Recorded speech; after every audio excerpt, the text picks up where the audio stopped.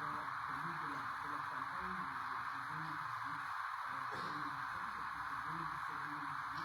Mais en tout cas, c'est en ce moment-là que je l'ai découvert et puis graduellement, j'ai découvert son œuvre musicale. Je vois dans le style, en Europe, peut-être quelqu'un qui suit un peu moins ce qui se passe du côté musical au Cameroun. Mais graduellement, j'ai découvert son œuvre, j'ai découvert son travail.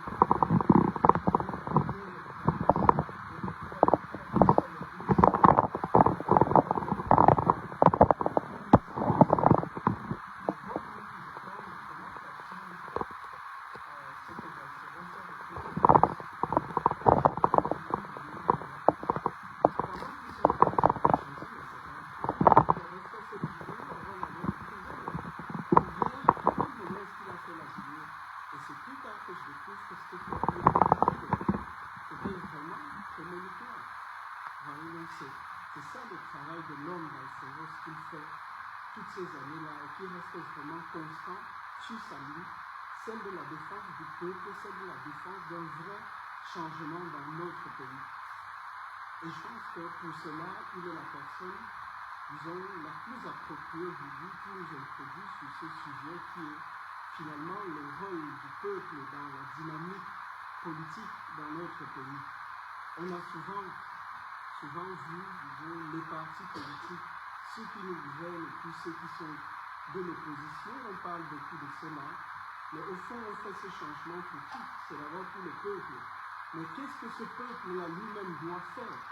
Est-ce que le peuple doit simplement être un spectateur qui attend, qui rêve, qui regarde par Camto, espérant que par Camto, lui tout seul, finalement fasse ce changement? Ou bien est-ce que c'est le peuple lui-même de porter ce changement-là, d'être l'acteur principal qui va faire en sorte que le changement advienne? Voilà, je pense, mis un peu, grosso modo, ce dont, en tout cas, nos illustres conférenciers vont nous entretenir. Et je commencerai déjà par donner la parole à Valsero sans traîner beaucoup plus.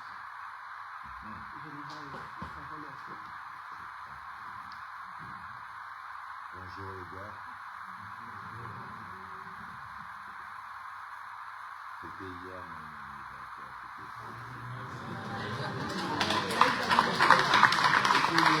Les gens ils pensent que mon anniversaire c'était aujourd'hui parce que j'ai posté une photo pour dire merci pour le joyeux anniversaire d'hier. Et ils ont vu ça aujourd'hui et ils ont l'impression que c'était aujourd'hui mon anniversaire. Non, c'était hier. Et merci à tous ceux qui m'ont souhaité joyeux anniversaire hier, même pour aujourd'hui, je prends toujours. Mais j'aime, ce thème, il est très important, mais il a une nuance. Parce que le peuple, c'est comme le matériel avec lequel on construit une nation. Le peuple, c'est un matériel qui nous sert à construire une nation. Les hommes politiques, ils sont comme des bâtisseurs, des constructeurs. Ils ont l'idée d'une nation et ils ont besoin du peuple, donc du matériel pour construire cette nation. Donc le rôle du peuple est déjà dans la dynamique, que ce soit dans la politique ou dans la vie. C'est le matériel de base dont on a besoin pour construire un pays. C'est-à-dire, s'il n'y a pas de peuple, il n'y a pas de pays. C'est la base de tout. Donc, on ne peut pas dire que le peuple a un rôle à jouer. Le peuple est tout. Il est tout. Il est le début et il est la fin. C'est important de faire cette nuance parce que si nous, les hommes politiques, nous savons quel est le rôle que doit jouer le peuple dans la dynamique politique, il est important quand même que nous comprenions que notre rôle donc en tant qu'homme politique, c'est de ne pas le savoir nous, mais c'est de construire ce peuple-là.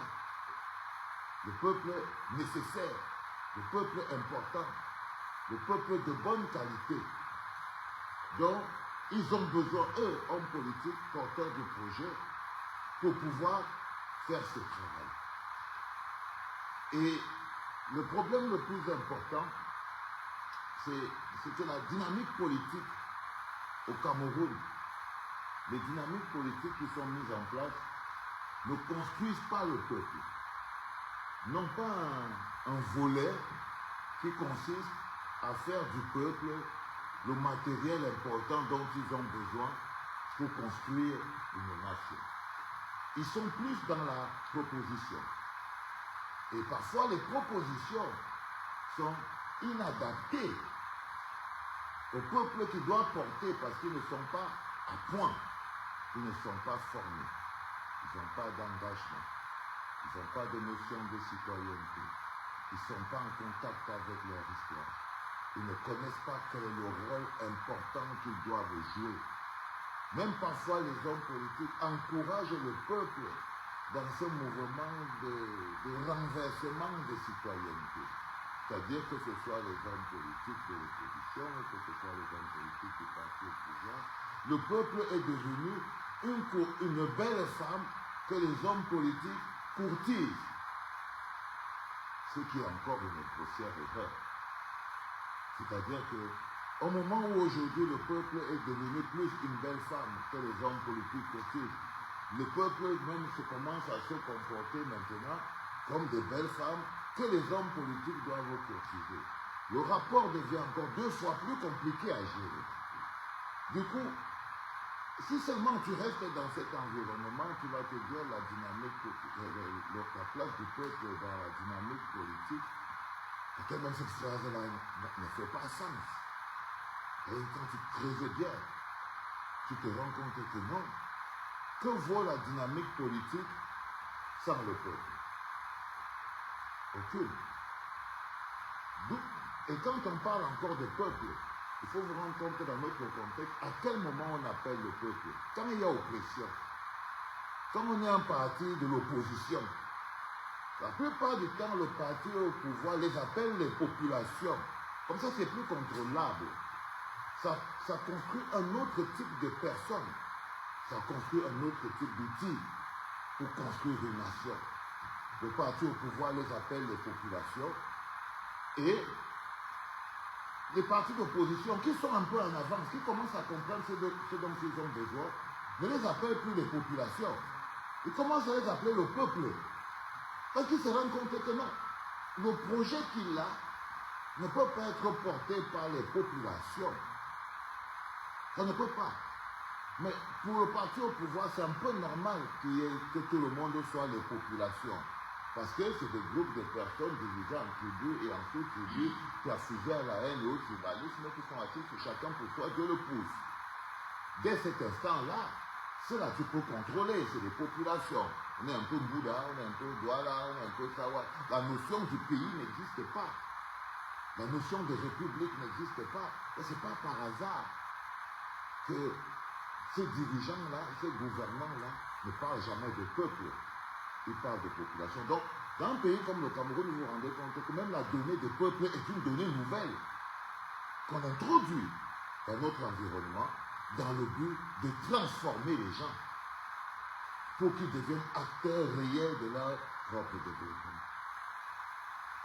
Aujourd'hui, notre problème qu'on a avec les partis politiques, c'est que parfois, ils renforcent cette division qui existe entre, pour eux, il y a les hommes politiques d'un côté et il y a le peuple de l'autre. Et aussi, ils vivent dans ce clivage-là, au point où ils finissent par oublier que peut-être le travail numéro 1 d'un parti politique, ce ne serait peut-être pas seulement de promettre les pommes, les routes, les écoles et les riz et tout ça, mais c'est d'apprendre à ceux qui sont aujourd'hui des populations à être, à réfléchir et à réagir comme un peuple. Parce que c'est ça la différence entre les populations et le peuple. Comment la différence est dans comment être, comment réagir. Je vous prends la situation qu'on a au Cameroun aujourd'hui. On s'est réveillés tous le 5 août avec un coup d'État institutionnel. Chaque personne qui dans les veines coule l'énergie du peuple sait que on vient de subir un coup d'État. Mais les populations disaient qu'on a éliminé la candidature de Maurice Kamto. Donc, même la perception de la situation qui vient de se passer, le peuple et les populations les perçoivent de manière différente. C'est-à-dire, tu vas entendre des gens qui vont te dire, on a éliminé la candidature de Maurice Kamto. Tu dis, on l'a éliminé, il fallait dire quoi? Je ne sais pas, on l'a effacé. Il n'a pas eu le nombre de points requis. On passait avec 10, il a eu 9. Tu vois, il y a plein de trucs que tu peux mettre dans éliminer. Et tu construis un environnement avec un vocabulaire non adapté à la situation dans laquelle on se trouve. C'est pour ça que quand je vois même des militants, des combattants de la résistance, le peuple de la résistance, parler de l'élimination de la candidature de Maurice Kamto, je me dis, bon, ils ne sont pas encore au point d'avoir le vocabulaire qu'il faut pour mener ce type de bataille. Parce que c'est une bataille. Et une bataille de communication, une bataille émotionnelle, de persuasion, une bataille politique, si ça source dans la capacité des gens à manier le vocabulaire et à placer le mot exact là où il faut le mettre. Élimination de la candidature de Maurice Kamto ne veut pas dire coup d'État électoral. C'est un problème de logique. C'est un problème de logique. Donc, si vous voulez déjà mettre, par exemple, le peuple dans une dynamique politique comme celle du Cameroun, il est important d'expliquer au peuple que ce qui s'est passé le 5 août était un coup d'État électoral, administratif. L'une des plus grosses violations qui existent au monde. Condamnation à mort en démocratie, arrêt de la machine, bug. Rien ne peut fonctionner après ça. Si dans ton livre sur la démocratie, tu n'aboutis pas à ce résultat-là, après ce schéma-là, c'est que tu avais échoué à l'école. C'est que tu avais échoué à l'école. Tu pars dans quelle route? Et ce qui se passe au Cameroun, par exemple, c'est justement l'effet contraire. Quand vous voyez les dynamiques de coalition, les dynamiques de consensus, les dynamiques mais qui ne prennent pas du tout en compte la réalité dans laquelle nous sommes et qui n'est pas une réalité imaginaire, qui est une réalité factuelle. C'est-à-dire, ce n'est pas quelque chose qu'on peut dire, bon, il faut être peut-être un grand intellectuel pour découvrir ce qui se passe et venir maintenant à l'ANSI pour expliquer ça aux gens. Non, ce n'est pas si compliqué que ça. Mais il y a un refus fondamental qui vient du fait que, ce déni de cette réalité vient du fait que nous n'avons pas un peuple. Le vocabulaire utilisé n'est pas à la hauteur de la situation. L'émotion attendue ne pourra jamais être à cette hauteur. C'est-à-dire que vous ne pouvez pas avoir le vocabulaire que vous avez qui travestit totalement la réalité qui se passe, la réalité qui est au Cameroun, la réalité des faits, et attendre que ce vocabulaire-là, je parle surtout des politiques, parce que c'est vous qui avez besoin de politique, que ce vocabulaire-là construise le peuple qui va se lever, parce que derrière, même dans ces démarches-là, il y a un rêve de soulèvement populaire derrière. Mais si le peuple ne voit pas un coup d'État administratif, une violation avec consentement de tout un peuple, alors là, quand même, le collectif, hein. C'est pas que vous ne trouvez pas le vocabulaire pour parler de ce qui s'est passé le 5 août. C'est un viol collectif avec consentement. C'est qu'on n'accepte pas ça. On part dans la justice, esprit criminel. On vous arrête. On vous arrête. C'est un coup d'État. Moi, quand je vois même les mamans comme les Rebecca et Nonchon, j'ai lu dans un papier là, elle a dit qu'elle va soutenir le candidat qui va être de la coalition. Je dis, bon, grand soeur, je sais à un moment là, quand ça a trop charbonné, nous-mêmes on fait chut. Allez, à un moment, je crois qu'on est arrivé au chut. Elle est un peu fatiguée, quoi. Tu prends ce qu'il y a sur la table. Ah, je bois ça d'abord et on va voir. Mais il ne faut pas prendre ça. Il ne faut pas prendre ça. Si tu cherches la place du peuple dans la dynamique politique actuellement, ce n'est pas en train de prendre ça. De boire ce verre. De dire non, ok, là, on a subi un coup d'État. Qu'est-ce qu'on va faire? Donc, on va chercher. Non, je ne sais même pas comment ça fait sens dans le esprit. Et ce type de dynamique à l'intérieur du Cameroun aujourd'hui ne construit ni le peuple, ni l'énergie dont on a besoin pour construire un peuple. Ça veut dire qu'en ce moment précis, tous ces débats que nous avons, et je suis un peu très gêné d'être à la place de Maurice Kamto, à qui le contexte, parce que c'est ça, c'est comme une prison, à qui le contexte impose même les rendez-vous incestueux. Parce que les rendez-vous incestueux, ah, je ne vous mens pas. Ça veut dire qu'on appelle ça un chrétien avec le diable. Ça veut dire que, imaginez-vous un instant, Maurice Kamto il est assis, il attend Bello Bouba. Bello Bouba débarque avec un sénateur RDPC. Il est là, avec un autre ministre, il est encore ministre. Son collègue, Nkayap. Lui, il est sénateur. Et il y a un autre bonhomme qui est aussi là. C'est un ministre toujours, il est dans le gouvernement. Ils débarquent pour venir parler avec Maurice Kamto de ce qu'ils doivent faire pour la coalition. Bon. Est-ce que tu n'as pas l'impression qu'il y a un problème sur cette logique? Non, il y a un problème. C'est-à-dire que Maurice Kamto est assis et il voit, lui connaît le rapport qu'il avait avec ces gens depuis.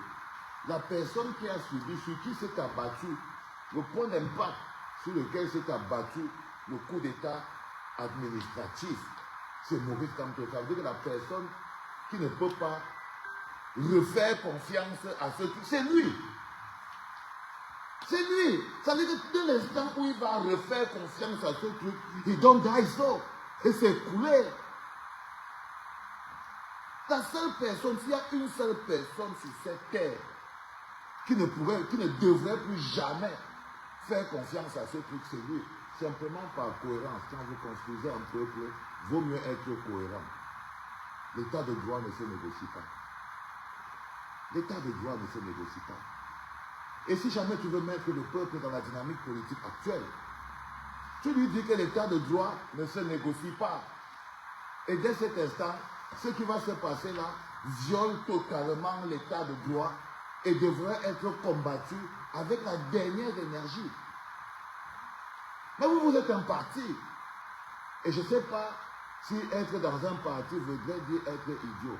Parce que faire la révolution, c'est aussi une manière de faire la politique. Même la révolution est une politique. Il arrive parfois que le contexte nous impose une dynamique révolutionnaire. Le 5, Paul Biya et son gang ont déchiré le ticket du changement dans la paix et par le Dieu. Ils avaient le choix. C'était proposé pendant plus de 7 ans. C'est là sur la table. On colle sur le nez, on colle sur le front. Tu veux même saluer quelqu'un qui commence par changement dans la paix et par les armes, les urnes et tout. Un bonjour mon frère, comment ça va? On a mangé à toutes les sauces. À toutes les sauces. Il n'y avait même plus une phrase qui ne commence pas par là. Mais Paul Biya, il a pris ce ticket, il a déchiré. Il a déchiré. Vous voulez qu'il fasse quoi? Je t'ai proposé un ticket, tu l'as déchiré. Tu as dit le changement dans la paix et par les urnes ne m'intéresse pas. Ce qui m'intéresse, c'est le changement dans la rue, dans la sueur. Est-ce que c'est l'un ou l'autre? Il faut parfois être des hommes politiques.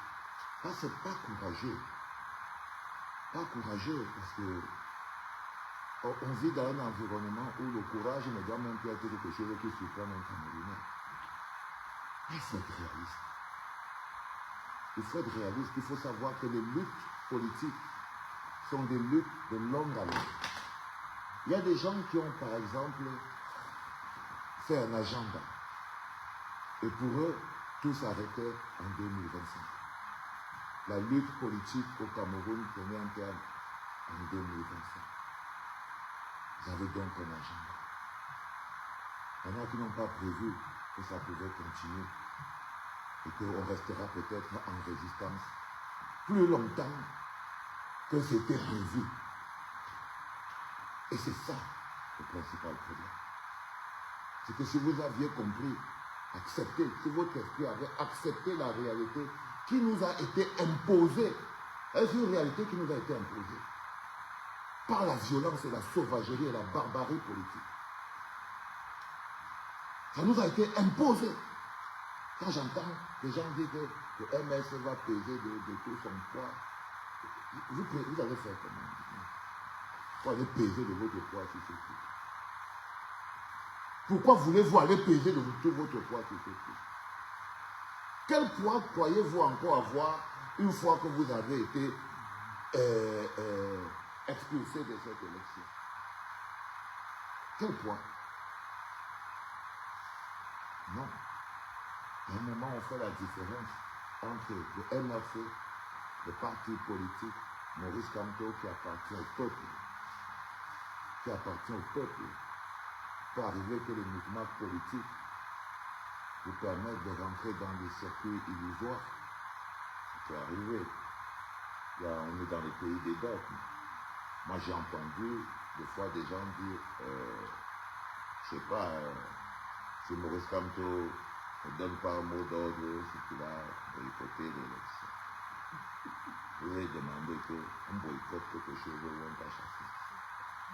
Si on t'a déjà chassé, c'est que tu n'es même plus là. Donc, le boycott que toi tu veux vouloir faire, c'est peut-être que toi, en fait, c'est la nuit qui te dérange. C'est la nuit qui te dérange. C'est la nuit qui te dérange. J'ai entendu des gens dire que non, oh ouais, si Maurice Kamto est choisi par un candidat, ah bah là c'est mort pour les élections législatives et municipales. Je ne comprends même pas. C'est dans quel délire. Maurice Kamto a été sauvagement écarté de l'élection présidentielle. Le MRC n'est pas d'ici. Je ne sais pas pourquoi c'est que les histoires d'élections législatives et municipales seraient un problème qui touche le MRC. Le Maurice Kamto, c'est Maurice Kamto. Le MRC, c'est un parti. C'est un parti légalisé qui a le droit de participer à toutes les élections législatives et municipales. Sauf si on vous fait croire que si vous ne passez pas un député là-bas, c'est parce que Maurice Kamto ne veut pas choisir entre Issa Tirima Bakary et Bello Bonagali. Mais vous voyez, nous, on vous amène. On vous amène dans la désurcivilisation. Vous désurcilez la tête. Pourquoi? Parce que c'est dur de rester en résistance. Parce que vous voyez encore 1 an, 2 ans, 3 ans, 4 ans de 5 ans, 6, 7 ans de résistance. Vous voyez ça. Et vous n'êtes pas prêt. Pourtant, c'est cette dynamique qu'on doit apprendre au peuple. C'est pour ça que je dis que si l'homme politique croit que son travail, c'est d'analyser le peuple, non. Le peuple apparaît toujours dans les dynamiques d'opposition. Ça veut dire qu'on a déjà besoin d'engagement. On a déjà besoin de citoyenneté. Donc on a déjà besoin de construire le matériel humain dont on a besoin. L'éducation à la citoyenneté, l'éducation à la résistance, l'éducation à l'engagement. Un parti politique, ce n'est pas seulement les cotisations. C'est ce que je veux dire. On a réduit beaucoup de choses, du coup on a plus eu que des militants. Et les militants, ce n'est pas le peuple. Les militants, ils ne se prennent même pas pour les gens du peuple. Non, les militants, eux encore, ils se prennent pour les hommes politiques. Et le peuple, c'est ceux qui ne sont pas encartés. Est-ce que je veux dire? Pourtant, on est sur une dynamique beaucoup plus importante. Qui aujourd'hui nous impose quelque chose, c'est que ces populations-là, qu'aujourd'hui nous voulons appeler peuple, ont besoin que nous, en tant qu'hommes politiques, qui sommes au contact des besoins et qui connaissons exactement les enjeux importants, donc savoir qu'est-ce qui est le plus important, c'est avoir un peuple capable de nous faire atteindre nos objectifs. Et ce peuple-là, il se construit. Il se construit en résistance. le meilleur moment, le meilleur moyen de construire le peuple, c'est lorsque nous sommes face à une résistance. C'est en résistance que le peuple se construit. Et en ce moment, nous sommes en résistance. Et il est important que nous prenions bien en compte ce moment de résistance pour former le peuple à la résistance. Et pour ça, il ne faut pas lui mentir. Il ne faut pas lui faire croire des illusions. Il faut que la vérité lui soit dite de la manière la plus claire. Parce que la première chose qu'il ne faut pas faire, c'est mentir. Tromper, travestir les faits, travestir la réalité, créer des illusions, se laisser entraîner par un vent qu'on sait et qu'on voit construire, organiser, diriger, emmener. Ça se voit, mais ça satisfait notre couardise, notre lâcheté. Et du coup, tout ce qui devrait choquer les gens, parce que ça devait être choquant, de voir Issa Chiroma Bakari et Bello Boula Maïgari partis chez Maurice Kamto. Lorsqu'on sort des sigles, ces deux eaux qui ne se mélangent pas politiquement. Ces deux visions de la politique qui n'ont rien à voir ensemble. Ces deux visions du Cameroun qui n'ont rien à voir ensemble. Les autres, même, je ne sais même pas s'ils ont une vision du Cameroun, parce qu'il y a encore 2 mois, ils étaient vraiment là-bas où ils étaient.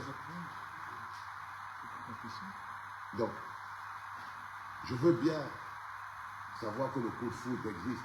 Tu marches dans la rue, tu croises la gauche, tang, c'est bon. Mais il n'y a pas le coup de foudre en politique. Il n'y a pas de coup de foudre en politique. On ne croise pas et on tombe dans le mauvais temps. Non. Dès que vous voyez déjà comment c'est fait là, on écoute dans la Bible. Quand vous verrez ce type de signe, sachez que le démon est encore vous envahi. Ce que vous voyez là, on dit que le diable est à la maison. Il va falloir résister. En tant que mouvement politique, mettre le peuple au cœur de la dynamique politique, c'est d'éduquer à la résistance qui est une nécessité actuelle. Parce que l'urgence est révolutionnaire au Cameroun. Nous ne l'avons pas imposée, nous ne l'avons pas inventée, nous ne l'avons même pas proposée. Elle nous est imposée de force. Elle nous est imposée, cette urgence de révolution. Ça prendra le temps que ça prendra, les morts que ça prendra, les miséreux que ça va faire, mais on arrivera toujours à cette fin. Merci beaucoup.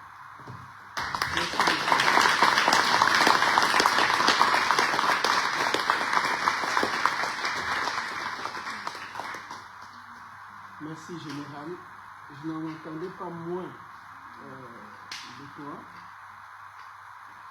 Et je connais ta ligne, on t'écoute régulièrement. D'ailleurs, tu disais encore que quelle est ta position, mais seulement tu respectes celle de ton boss. Et s'il lui dit allons ici, tu ne suis pas. Mais au fond de toi, c'est ce que tu penses. C'est ce que tu nous as dit là. Je crois que je peux le répéter. Oui. Vous savez, moi, je suis quelqu'un je suis un gars d'équipe et Maurice Kamto, c'est ma team. C'est-à-dire, dans notre rapport et dans notre équipe, c'est lui le patron. Ça veut dire que je peux finir de parler ma chose que j'ai fini de parler là. Après, je sors là dehors, il sonne mon téléphone. Il dit qu'à partir de maintenant, tu vas porter le boubou de Issa Chiroma va porter.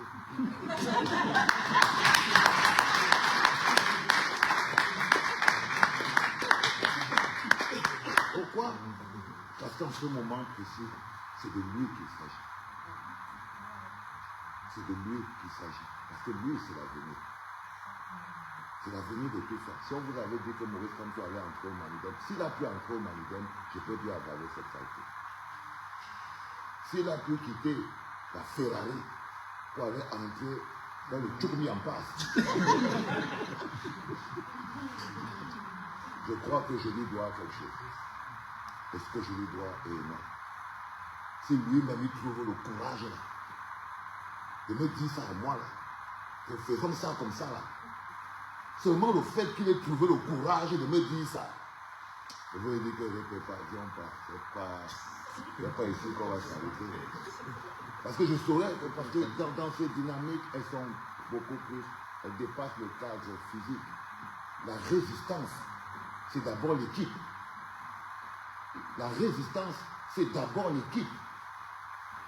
D'abord l'équipe.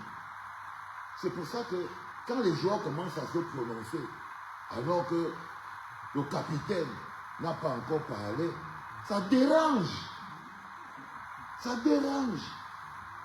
Parce que la résistance, c'est d'abord l'équipe. Et vous verrez que la chose qui est généralement attaquée, on attaque l'équipe.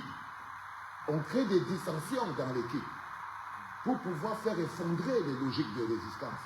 Dans le cas d'espèce comme on est au Cameroun, là, en ce moment précis, le principal problème de Maurice Kamto, c'est le MRC.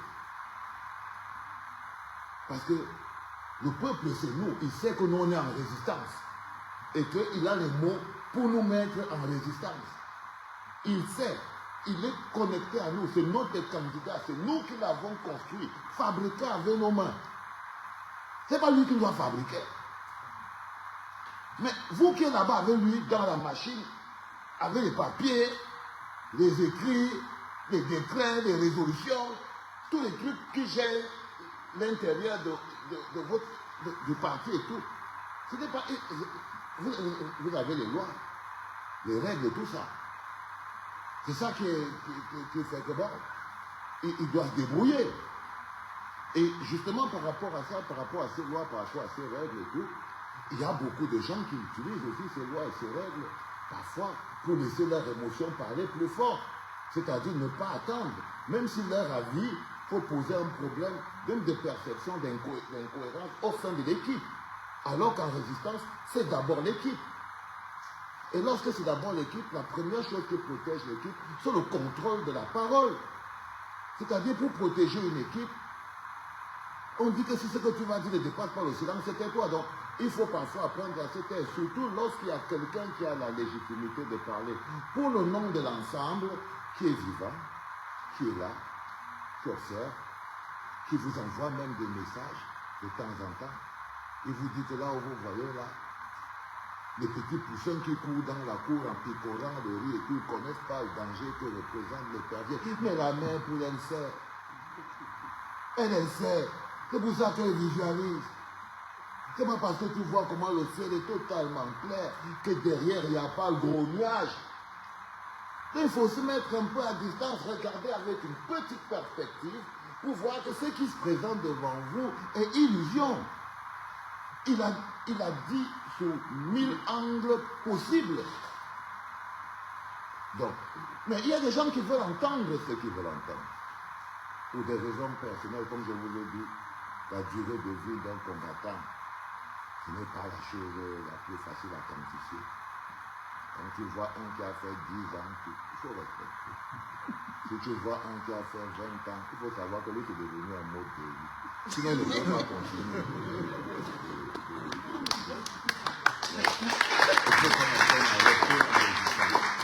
Et là, le président a besoin qu'on reste en résistance. Parce que ce soit la Cour constitutionnelle, que ce soit, il ne peut rien. Dès qu'il a encore dit sa bouche là, tant, si vous là, vous ne le stoppez pas. Alors c'est vous qui le mettez la pression. C'est vous. C'est vous là. C'est-à-dire que quand je vous dis que c'est d'abord l'équipe, c'est d'abord l'équipe. Les gens lui mettent la pression, vous lui mettez aussi la pression. Tout le monde lui met la pression. Mais il faut à un moment donné qu'il se sente sécurisé. Il faut à un moment qu'il se sente en sécurité. C'est-à-dire au moins la sécurité de pouvoir dire ce qu'il veut quand il veut, sans que ça dérange quelqu'un. Sans que ça dérange quelqu'un. Et quand vous voyez vous-même la situation, est-ce que vous pensez que vous le protégez assez? Moi, je ne pense pas. Mais je ne pense pas. Il y a encore des gens qui sont dans, je dis ce que je pense, je suis dans le parti, ce n'est pas la pensée unique, A, B, C, D, toutes les choses que vous lisez sur Internet pour vous faire voir. On ne veut pas se faire voir en résistance. C'est pas en résistance, on obéit. C'est quand les temps sont calmes que chacun peut boire sa bière à 7h ou à 8h ou à 9h. Il voit. Mais en période de tempête, de troubles et de guerre, comme on est en ce moment, en résistance, on garde ses avis pour soi-même et on obéit. Si on te dit attends, tu attends. Parce que c'est dans l'attente là que réside même toute la bagarre. On a tout vu, tous les jours. Si on prend maintenant le cas simple de maintenant, c'est Maurice Kamto avait, admettons qu'il y a 2 semaines, Maurice Kamto avait choisi quelqu'un. Admettons qu'il y a 2 semaines. Vous avez vu un peu comment notre environnement a changé. Peut-être que le jour après, il allait sortir lui-même. Et là, je suis prêt. Alors, je veux gagner même maintenant. Vous croyez que c'est pour rien qu'ils font la queue pour partir chez lui? Vous croyez que c'est parce qu'il est beau et parce qu'il a dans sa poche 80%? Non. Ils partent juste le compromettre. Tout ce qu'ils font, c'est qu'ils vont le compromettre. C'est tout. Chacun fait sa ligne de route. Ils doivent le compromettre et ils le font de toute la force. Aujourd'hui, ils ont la chance de la pression de pouvoir prendre un peuple fatigué actuellement. C'est-à-dire un peuple qui s'était donné une date butoir de résistance et qui n'est pas prêt à être donc à la hauteur de cette date butoir. Parce que dès que tu te donnes la date butoir de 2025, là, octobre, là, il faut que tu te dises que non, c'est là où tu casses tout. Mais les mecs qui se sont donné une date butoir pour aller enfin arrêter la résistance. Du coup, ils ont ce que Maurice Kamto a protégé le syndrome de la ligne d'arrivée. Plus 2000, et là, ce n'est plus la ligne de l'arrivée de s'en sortir, c'est la ligne d'arrivée de la date. De la date. Donc, ils n'ont pas le syndrome de la ligne d'arrivée de qu'on est prêt de gagner. Ils ont le syndrome de la ligne d'arrivée de que la date se rapproche. Ah, c'est pire. Hein. Elle n'était pas prête, hein. Mais tu veux seulement arriver là, c'est tout. Et pour nous, qui sommes un peu comme nous on s'appelle le bloc populaire, nous on a un rôle, c'est de protéger le président.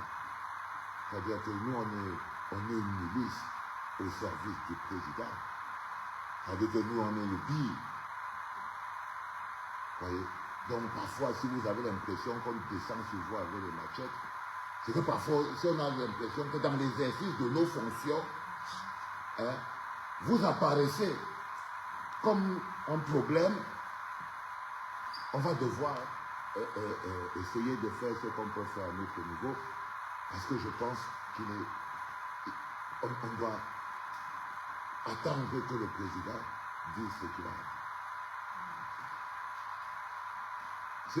C'est qu'aujourd'hui, le peuple ne tire sa force, et ces gens ne tirent leur force que par le fait que ceux qui sont dans notre camp ils ont même joué la manipulation de toutes les manières. Mais ils donnent beaucoup d'énergie à ça. Ça me fait mal de voir quelqu'un qui était derrière Maurice Kamto dans la résistance, mon équipe, il y a 2 mois.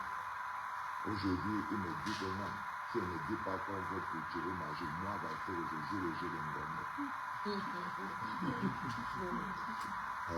Ça, c'est les réalités que les gens créent pour instaurer un autre environnement. Bon, je voulais juste m'arrêter là pour vous dire non. Le patron, c'est le patron. Le patron, c'est le patron. Il peut arriver que la zone de turbulence ne soit pas à mon niveau, mais parfois je pars seulement pour qu'il ne soit pas en train de couler tout seul. Et même seulement pour qu'il ne soit pas en train de couler tout seul, je le suivrai toujours. Même si je suis persuadé à 200%, 300%, s'il dit viens on part, je veux partir pour qu'il ne soit pas en train de couler tout seul.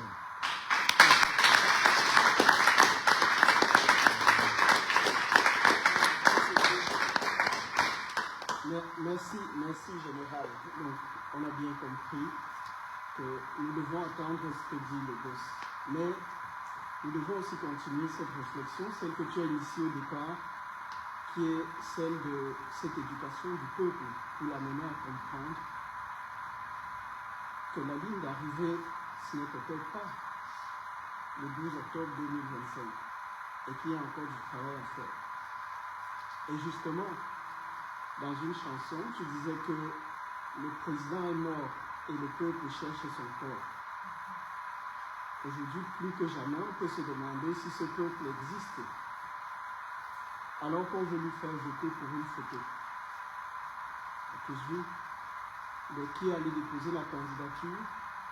Quand je n'ai pas besoin de vous expliquer, partout on voit que la photo, on a même vu des statues qui commencent à sortir.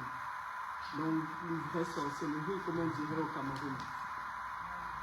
Mais alors, est-ce que le peuple est-il prêt à s'engager pour faire un avec les hommes politiques, prêts à devenir le maître du jeu politique? Ça, c'est ce que tu posais en tout cas au début.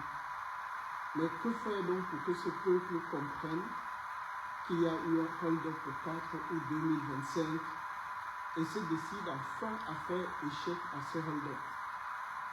Comment former le peuple à la résistance? Voilà quelques questions pour toi, Wilfried, observateur très avisé de notre situation, de la scène politique du Cameroun, et par ailleurs aussi conseiller du président Maurice Kamto, membre du NRC. Comment est-ce que tu te positionnes par rapport à tout ça? Qu'est-ce que tu penses? Comment est-ce qu'on peut amener ce peuple-là, comme tu l'avais dit dans l'un des livres, à ne pas simplement s'indigner, mais aussi à s'engager véritablement pour faire échec au hold-up? Merci. Et en tout cas, ça fait longtemps, papa et moi, on ne s'est pas retrouvés sur la même plateforme. C'est très agréable. Je pense que la dernière fois qu'on s'est vu, c'était en Belgique précisément.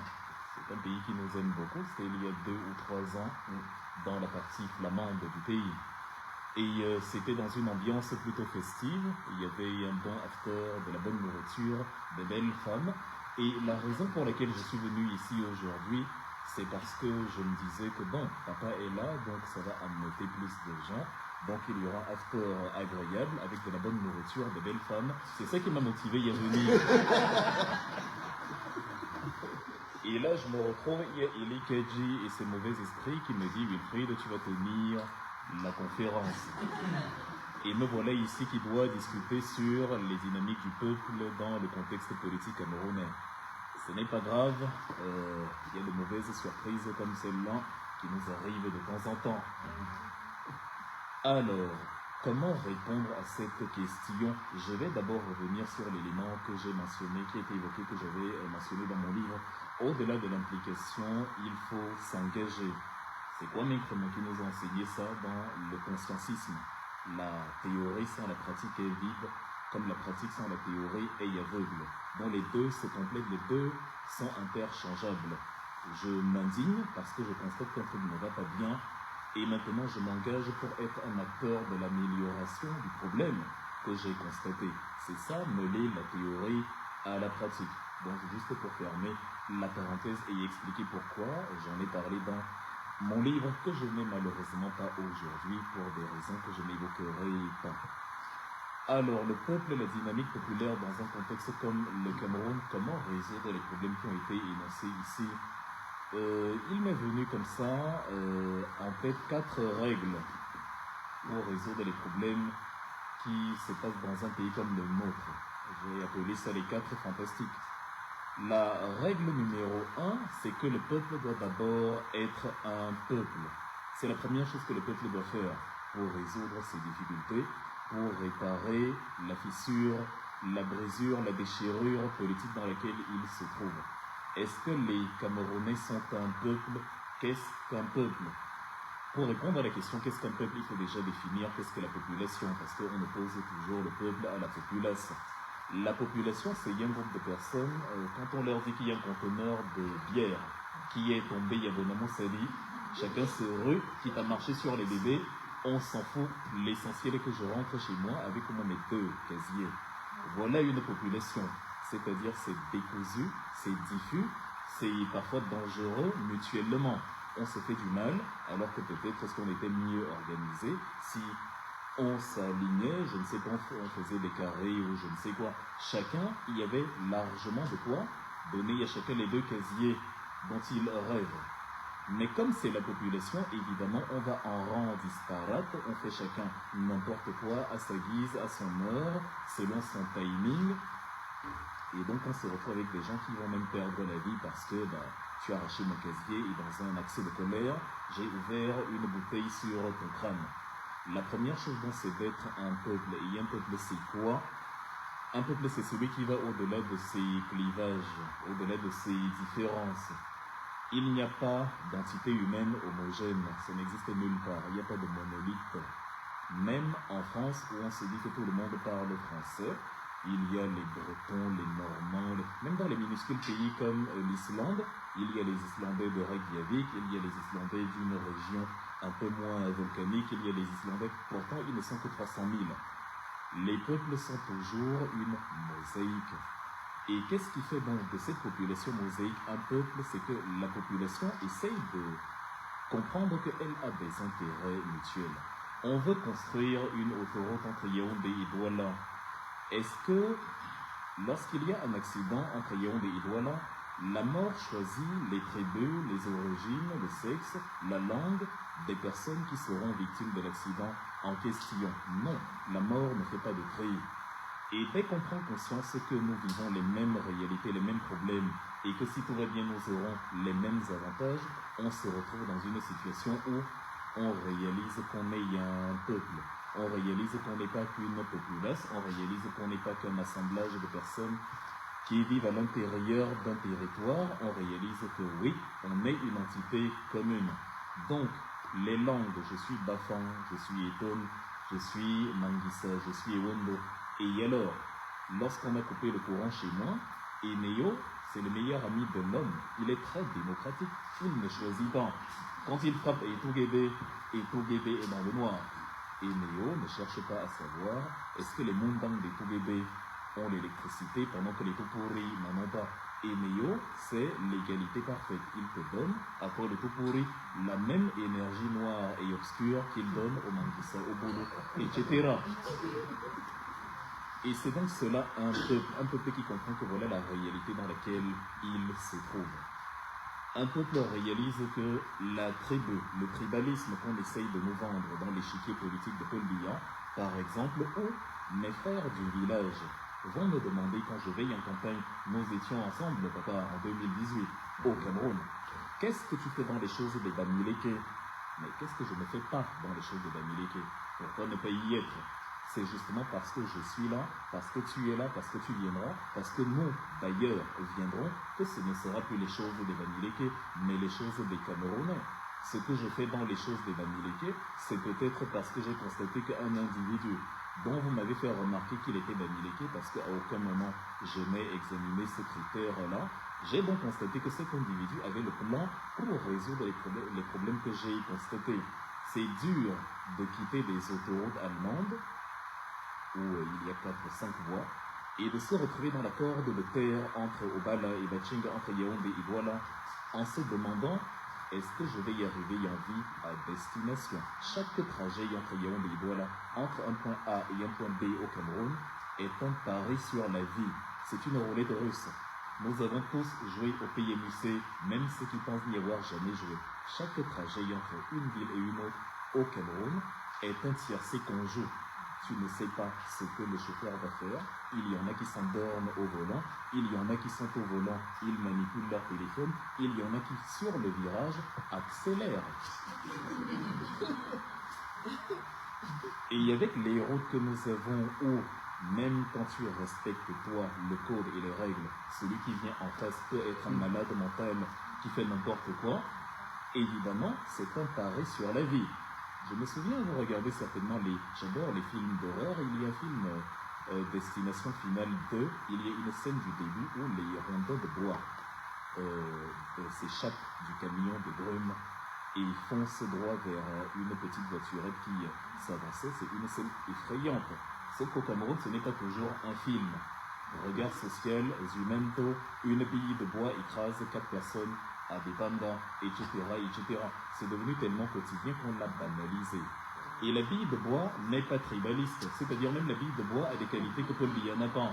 La bille de bois écrase n'importe qui se trouve sur son chemin. Bani, Mondan, Pupuri, elle écrase. La première condition pour être un peuple, c'est justement d'être un peuple, de constater que nous avons le même destin, les mêmes problèmes, les différences.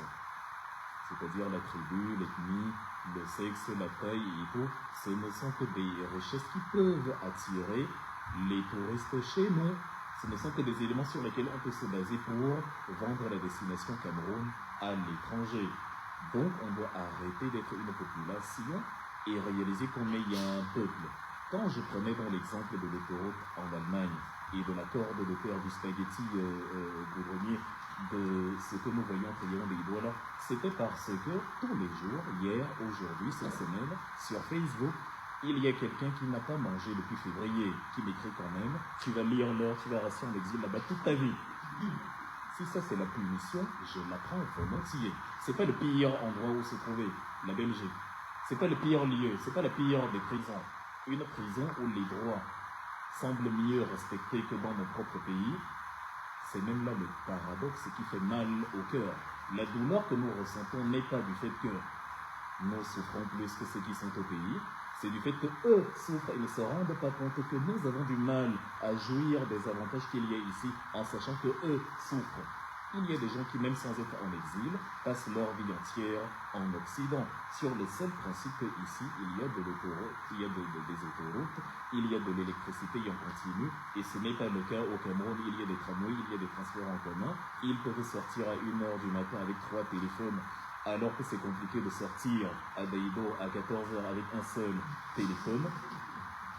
Donc ce n'est pas une question, ce n'est pas une punition en soi, c'est l'amour pour notre pays, c'est-à-dire l'amour pour la vie, pour une vie humainement digne pour nos concitoyens, qui nous fait nous battre autant, plus même que ceux qui sont dans les souffrances dont nous essayons de les extirper. C'est cet amour-là qui nous motive à le faire. Et si on sait que nous aussi en diaspora, nous qui sommes ici présents d'ailleurs en l'occurrence, nous avons cette conscience populaire-là, car nous arrivons à nous réunir pour les problèmes que nous n'avons pas. Nous arrivons à nous réunir pour militer, pour obtenir un cadre de vie dont nous ne souffrons pas. Nous sommes passés, c'était très amusant tout à l'heure quand on a traversé la frontière franco-belge. J'ai dit à mon frère Gaëtan, regarde, on passe d'un pays à l'autre comme d'une cuisine à un salon.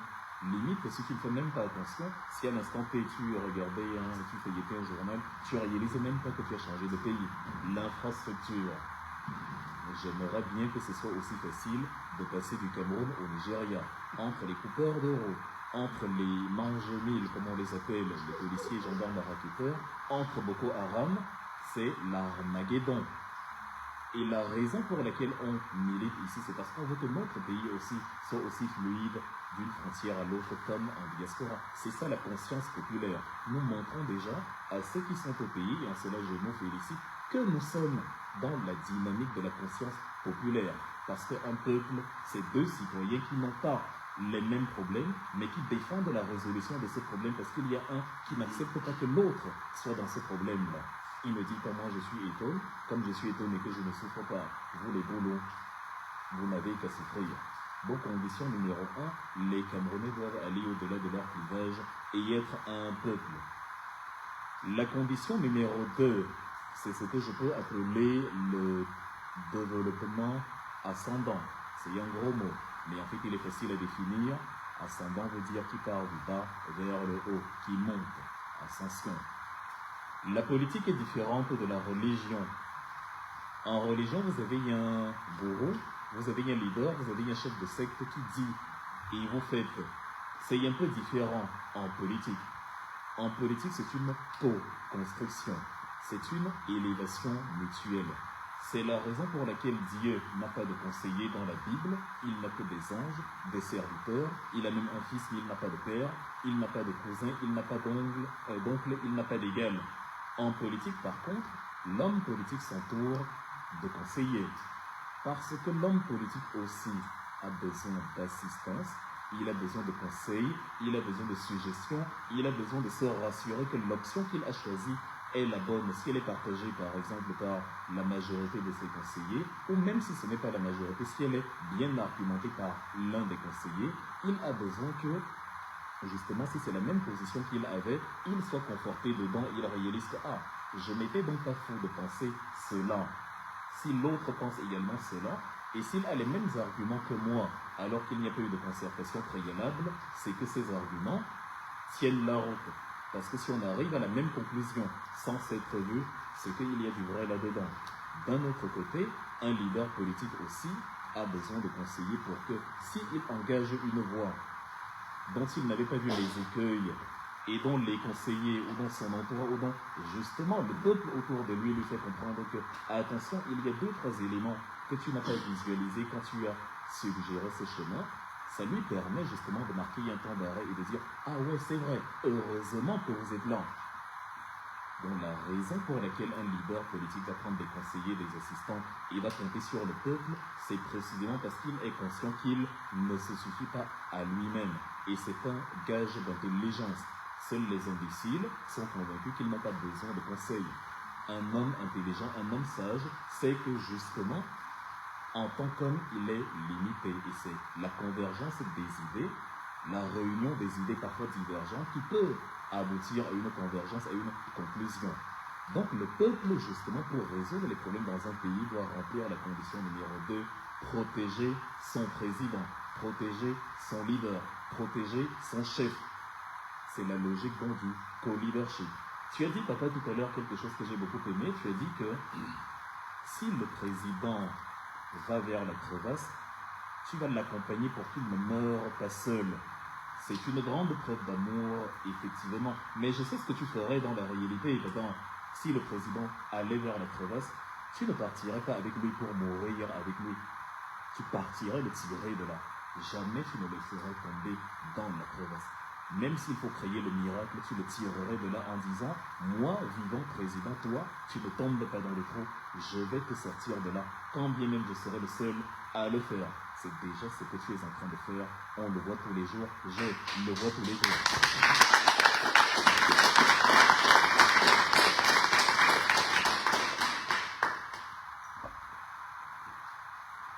Et donc c'est ça, l'option, la condition numéro 2, être dans la logique du co-leadership. Je ne vais pas laisser mon père mourir alors que je peux le sauver. Je ne vais pas laisser mon père consommer de la drogue, des cigarettes, des stupéfiants. Je ne vais pas le laisser braquer des banques. Je ne vais pas le laisser entrer dans la pédophilie, le proxénétisme, dans des réseaux obscurs, dans la mafia. Je ne vais pas le laisser faire du blanchiment. Je ne vais pas le laisser faire des bêtises alors que je peux le sauver. Dans les films américains, on voit souvent un phénomène intéressant lorsqu'il y a une attaque terroriste contre le président. Le Secret Service vient s'occuper du président et lui dit « Monsieur le Président, nous devons vous protéger. » Le président dit « Laissez-moi rencontrer la foule. » Et son service secret dit « Monsieur le Président, c'est trop dangereux. Nous n'allons pas faire ça. » C'est-à-dire, ils ont le droit de lui désobéir pour le protéger. Parce que la finalité, elle est supérieure. C'est une preuve d'amour en ce sens où le Secret Service n'a aucune envie de voir le président mourir. Le Secret Service tire des leçons, les leçons des erreurs et des laxismes qui se sont déroulés dans le passé et dit il ne faut pas que, encore par négligence, par laxisme, le président perde la vie alors que nous étions là. Donc c'est une obligation de protection.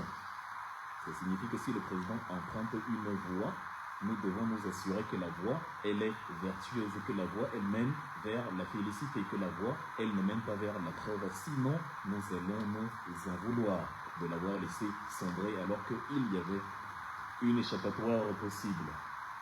L'option numéro 3 pour être un peuple et résoudre les problèmes des Camerounais, c'est ne pas être de la viande pour les loups sans scrupules.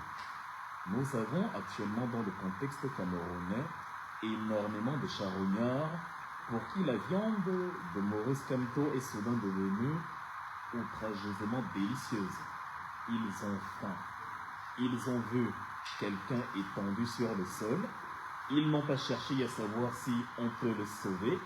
Ils sont immédiatement arrivés à la conclusion, comme tu vas mourir là, est-ce qu'on peut te dévorer? Vu que pour toi c'est fini, tu n'en as plus pour longtemps, donc on te mange, sinon, voilà, tu vas pourrir et ce serait du gaspillage. C'est ça la technique de la technique du charognard politique.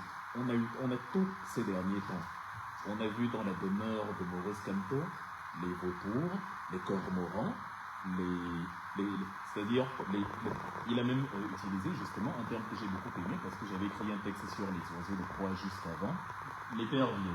Pas l'épervier de Paul Biya, non, l'épervier, le vrai, l'épervier, avec le gros bec, l'aigle royal, le cormoran, le condor. Et donc, ils sont nombreux dans la maison de Maurice Kamto. Les gens qui hier trouvaient que tu es la plus laide fille du quartier te demandent aujourd'hui, veux-tu sortir avec moi? En fille intelligente, tu dois te demander qu'est-ce qui s'est passé entre hier et aujourd'hui pour que moi, la plus laide fille du quartier, devienne soudain aussi courtisée. Donc la troisième condition qu'un peuple doit remplir, c'est de ne pas accepter d'être la charogne. Un peuple est debout. Maurice Kamto a dit, je suis debout. Il exhorte le peuple à être debout, non pas être couché comme une charogne dont on vient se refaire de la chair. Et ne pas être une charogne signifie être vigilant à la question, est-ce que l'homme politique qui vient vers moi parce que j'ai besoin de lui, ou il vient vers moi parce qu'il a besoin de moi? C'est à cela qu'on reconnaît les hommes politiques et les plaisantins. Un homme politique vient vers vous quand vous avez besoin de lui. Quand vous regardez Maurice Kamto, il n'a pas besoin du Cameroun. C'est le Cameroun qui a besoin de lui. Maurice Kamto a créé son parti en 2000, quand il a pris la tête du parti en 2012, j'ai encore d'ailleurs pour le livre. Le parti a été créé au lendemain des élections présidentielles. Quand Maurice Kamto n'était pas pressé de devenir président à tout prix, il a pris 6 ans. Pendant les 6 ans, il faisait ce qu'on appelle le voyage territorial. Parcourir les villes et les villages du pays, se faire connaître, présenter un programme politique aux Camerounais, subir les moqueries, les intempéries et tout ce qui finit par le riz, y compris l'absence de riz, et montrer aux Camerounais je suis là pour vous. Et après les élections de 2018, il a continué. Qu'est-ce qu'il n'a pas fait? Qu'est-ce qu'il n'a pas subi? Il a fait des marches, il a été arrêté, il a été assigné à résidence, il a même été privé de ses besoins physiologiques élémentaires. Il a fait des conférences éducatives au Cameroun en diaspora, des meetings. Il a mis sur pied des actions sociales pour justement permettre aux Camerounais de répondre à la crise Covid. Il a toujours été là quand le peuple avait besoin de lui. C'est ça un vrai homme politique. Posez-vous la question sur les 11 candidats qui viennent vers vous. Avez-vous besoin d'eux ou ont-ils besoin de vous?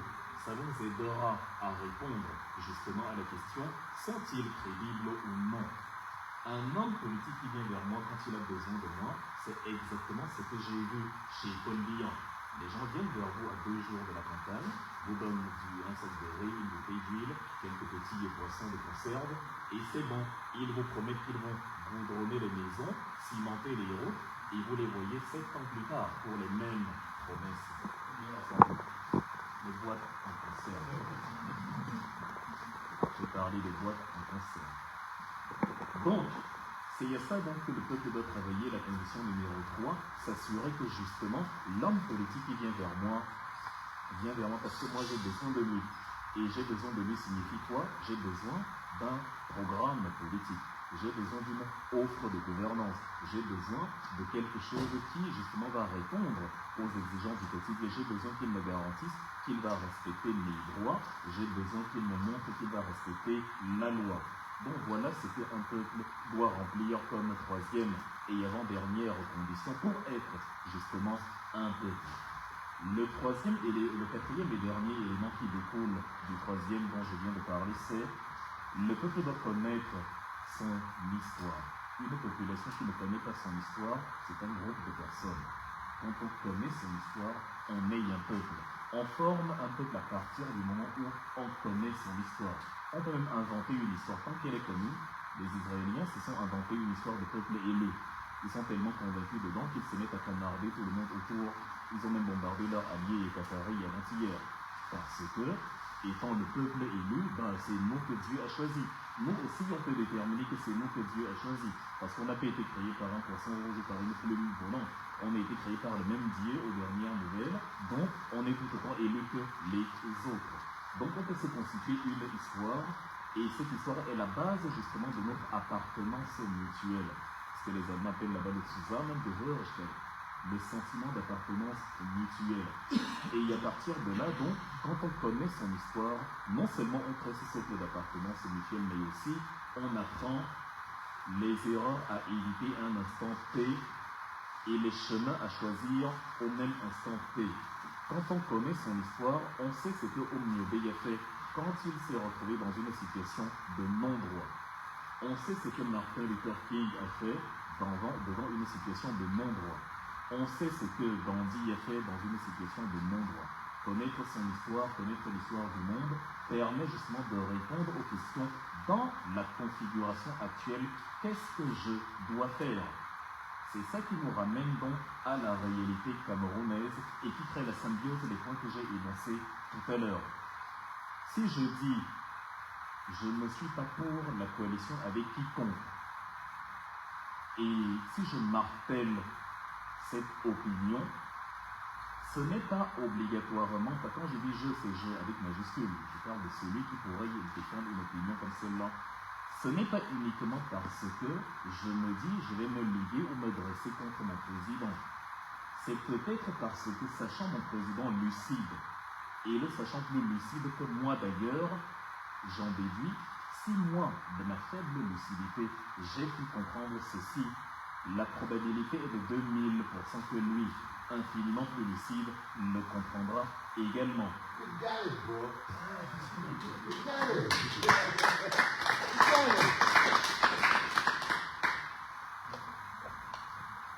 Et donc, quand on voit les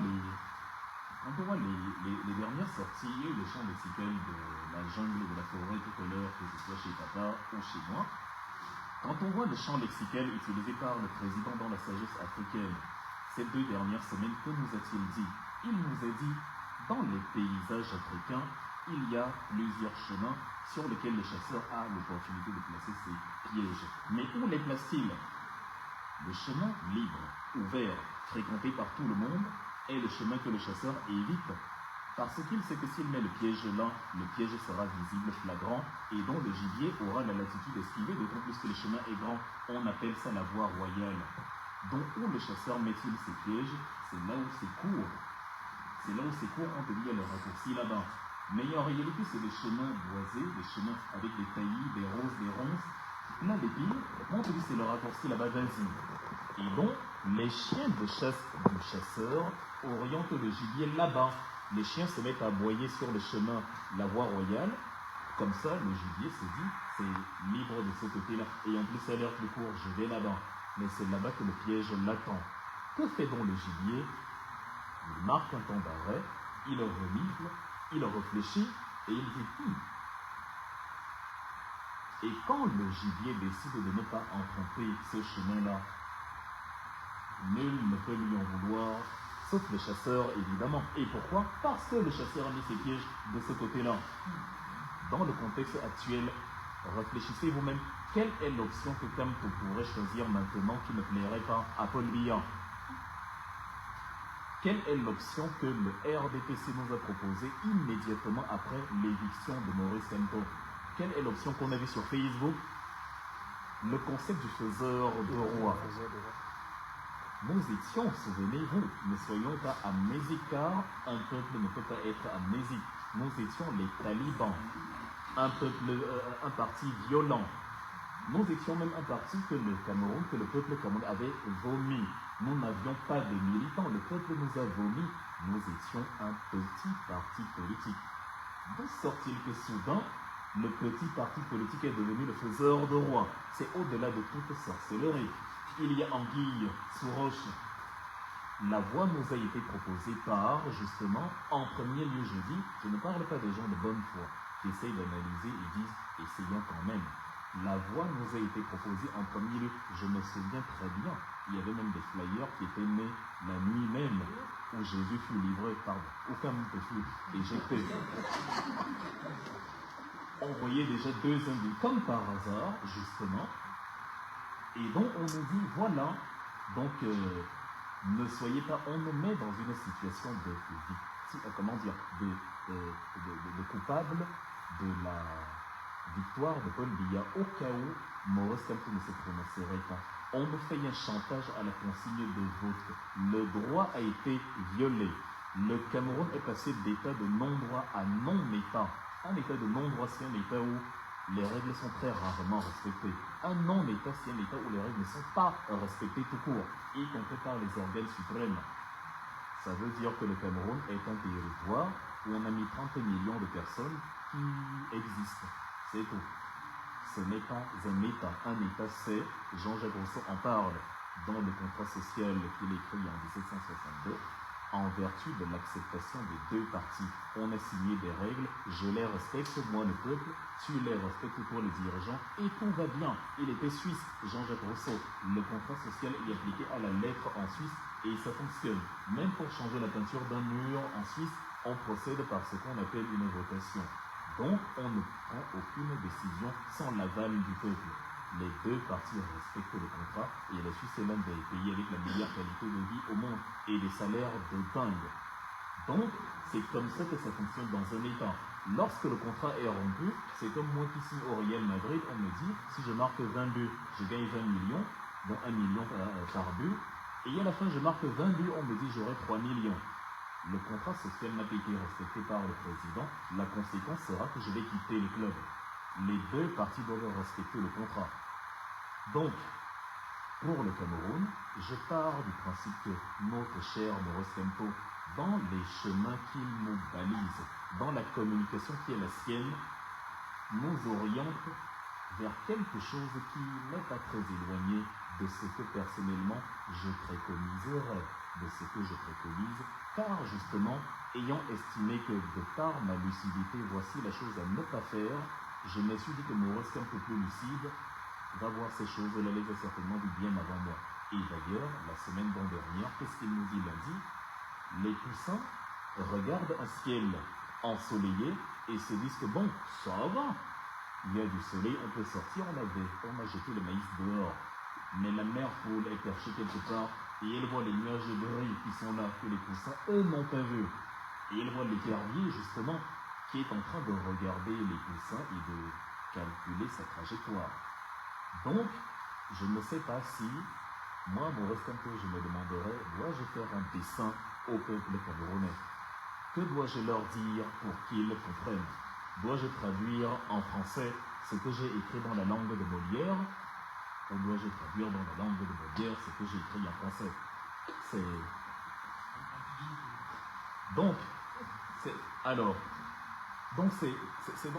donc ça que j'appelle connaître son histoire, c'est-à-dire qu'est-ce que devant l'état de non-droit on fait? Est-ce qu'on prend acte du non-droit et on avance, ou alors on essaye de réparer le non-droit? Qu'est-ce qu'ont fait nos héros nationaux? Quels sont les héros nationaux dont on parle, nous, les Camerounais?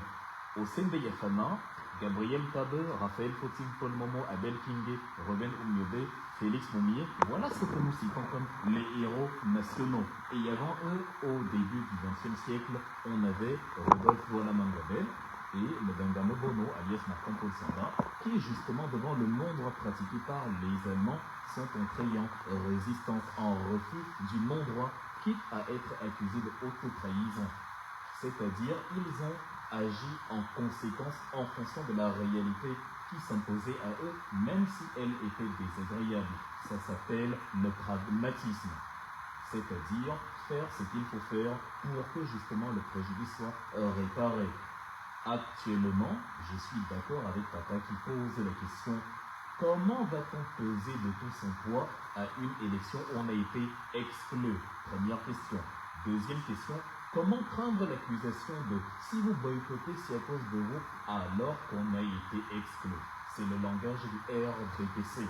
Le MRCiste qui a ce langage, désolé pour lui, même inconsciemment, fait le jeu, c'est lui donc qui fait le jeu du RDPC. Car en 2020, on nous a sorti la même rhétorique. Vous avez boycotté les élections. On a occulté le non-droit qui a été pratiqué.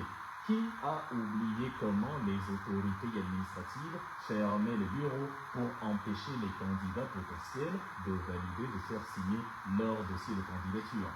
Qui a oublié la route de Bologa bloquée pour empêcher Sam Séverin Ango, Apollinaire Oko et autres d'aller battre campagne pour le compte du MRC? Qui a oublié que c'est le RDPC qui a empêché le MRC d'aller aux élections? Pour aller aux élections législatives, on a besoin sur 180 députés d'au moins 91 députés pour avoir la majorité absolue. Mais quand l'adversaire veut te donner 2, 3, 4 sièges pour entretenir une illusion de pluralisme, alors que toi tu ne veux pas être le principal opposant, tu veux être la principale force politique tout court. Évidemment, Maurice Kamto a dit, dans ces conditions, je ne vais pas me lier à cette mascarade, allez vous faire voir avec votre histoire d'élections législatives et municipales. Mais qu'est-ce qu'on a fait? On a procédé par ce que j'appelle le paradigme de la norme inversée. On a accusé Kamto d'avoir boycotté une élection à laquelle on l'a empêché d'aller en 2020. 50 plus tard, bis repetita, on s'apprête à reprocher à Maurice Kamto de boycotter une élection dans laquelle on a absolument, de manière ubiesque, exclu. C'est terrible. On a transformé le coupable en victime et la victime en coupable. Si vous aimez tant Maurice Kamto, si vous voulez tant le voir à l'élection, si vous avez tant envie qu'il fasse basculer la balance parce qu'il est le game changer, remettez sa candidature. Pourquoi faire compliqué quand on peut faire simple? Si vous ne remettez pas sa candidature et que vous chantez en même temps son amour, c'est que vous faites de la roublardise, de l'esbrouf, c'est que c'est un piège, c'est le chemin de raccourci dessiné par le chasseur. Et donc, au-delà pour finir de connaître son histoire, un peuple doit connaître, disais-je, l'histoire du monde. Dieu lui-même vous a envoyé un exemple cette semaine, ce n'est pas moi, Dieu lui-même. Les gens m'ont posé la question, mais le Népal, c'est loin. Nous, on parle du Cameroun. Je vais rafraîchir la mémoire des uns et des autres qui se disent que le Cameroun est un vase clos qui existe hors du temps. Il y a une ressemblance de 100% entre le Népal et le Cameroun. La population du Népal est de 30 millions d'habitants. La population du Cameroun est de 30 millions d'habitants. Le Népal a une soixantaine d'ethnies principales et environ 150 ethnies subsidiaires, d'environ 200. Le Cameroun a à peu près 200-250 ethnies. Le Népal est un pays à faible revenu, environ $1 500 par habitant. C'est le cas du Cameroun, $1 500 par habitant, ou 4 500 à part le pouvoir d'achat sur l'année. Le Népal a une police barbare.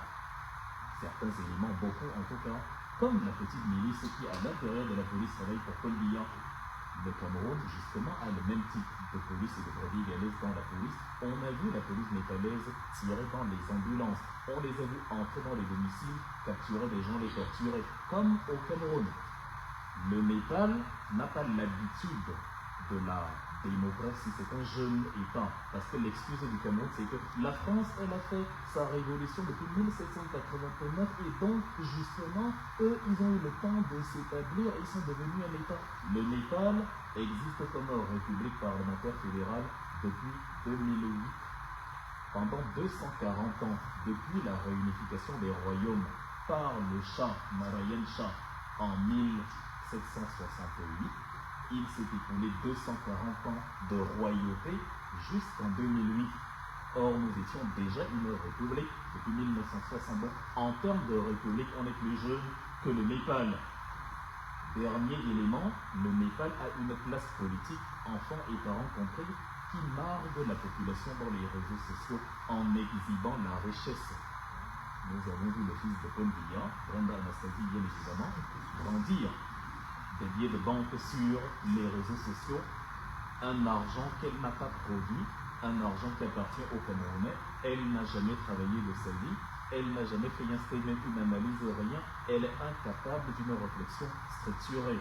La première interview qu'elle a faite de sa vie, non seulement elle n'a pas pu la faire en vidéo parce que ça aurait été une torture pour les oreilles, on a été obligé de retranscrire dans les colonnes du Parisien le 9 juillet 2024. La première interview qu'elle a faite avait pour thème central « Je veux que l'homosexualité soit légalisée au Cameroun ».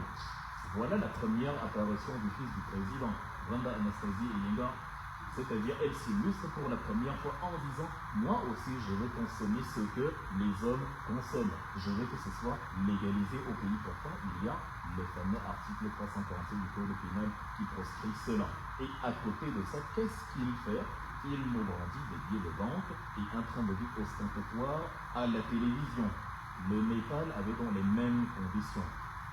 Qu'a fait le Népal pour sortir de là? Le Népal est allé au-delà de la clause numéro 1 que j'ai évoquée, à transcender les clivages ethniques, a été un peuple. Le Népal a rempli la condition numéro 2, le développement ascendant. Ils ont pris les choses en main et ils ont dit même à leur leader politique, nous avons la conscience que ce qu'il faut maintenant, c'est récupérer ce qui nous appartient. Le Népal a fait l'option numéro 3, il a refusé d'être la viande. Nous n'allons pas accepter que des politiciens viennent nous raconter des bêtises alors qu'on sait que c'est parce qu'eux ont besoin de nous. On veut des politiciens dont nous avons besoin. Et le Népal a rempli la condition numéro 4, il a appris de son histoire. Il n'a pas aboli la monarchie en 2008 pour rentrer dans une autre monarchie voilée avec des gens qui se comportent comme des rois en république. Et à partir de ces 4 conditions, le Népal a récupéré ce qui lui était dû. Il est allé, il a mené sa révolution. Le Cameroun ne connaîtra pas de raccourci pour faire tomber une dictature de 43 ans. Il n'y aura pas de bonnes nouvelles.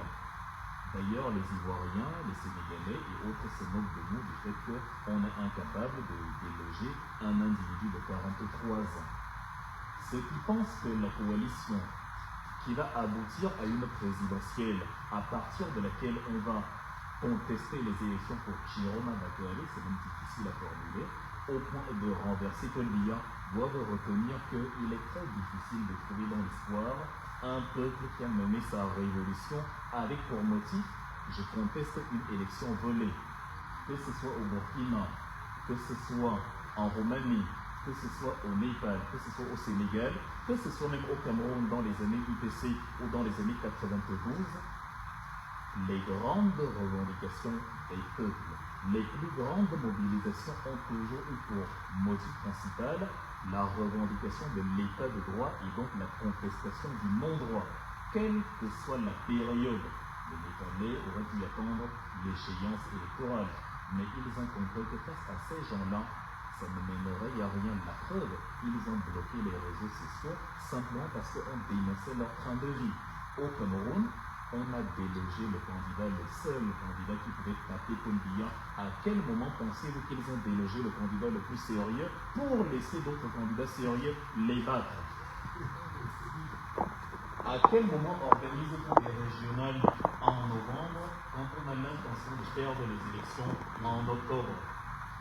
À quel moment organise-t-on des nuits en blanc de soirées dansantes comme j'ai vu Chantal Biya, la première dame la plus inutile des 2 émissaires, faire il y a quelques jours, quand on se dit qu'on va perdre le pouvoir dans 28 jours? Non. Un peuple donc, parce que c'est la condition police pour terminer, c'est un ensemble de personnes qui sont pragmatiques et qui regardent les choses telles qu'elles sont, même si elles ne leur plaisent pas, et non qui se voilent le visage de cette réalité qui n'existe pas parce que ça fait plaisir aux yeux et aux oreilles. Voilà ce que je vais dire pour aujourd'hui. Merci de m'avoir écouté, même si c'était difficile.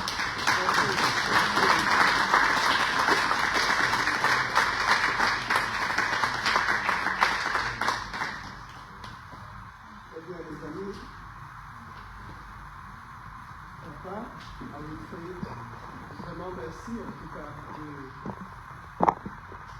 votre message, pour votre point de vue sur cette question extrêmement importante qui est finalement de savoir où est-ce que nous avons, c'est cela qu'il s'agit.